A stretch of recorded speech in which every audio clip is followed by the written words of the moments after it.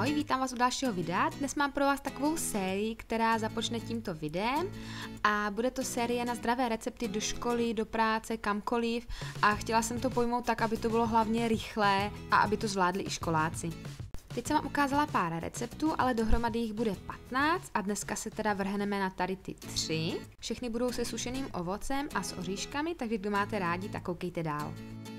Všechny recepty můžete sníst jako snídani, anebo si můžete vzít samozřejmě do krabičky, takže jako první začneme s nějakým jogurtem. Já jsem vzala kozí, protože mám intoleranci na kravské mléko, ale vy samozřejmě můžete vzít jakýkoliv od bílého přes ovocný. Dále přidejte nějaké ovoce, které máte rádi, já jsem zvolila banán a celé jsem to zasypala už koupenou směsí myslí a oříšku. Dále si dejte do krabičky na svačinu nějaké ovoce, které máte rádi a s takovou snídaní a svačinkou nebudete mít hlad až do oběda. Teď si ukážeme něco sytějšího pro větší jedlíky, takže nachystejte si takhle ovesné vločky a zalijte horkou vodou, aby se vám trošku rozpustily a nebyly tak tvrdé. Dále přidejte mléko, já používám vanilkové, sojové, protože mám intoleranci na to kravské a zalijte podle sebe, jak chcete, aby to bylo husté. Dále mám doma už připravenou směs, kterou jsem si udělala sama.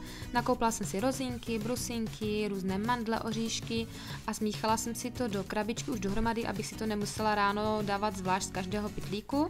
Takže to si tam nasypte podle sebe, co máte rádi, můžete přidat nějaké sušené ovoce nebo čerstvé ovoce a potom jsem si přidala trošku medu, aby to bylo sladší.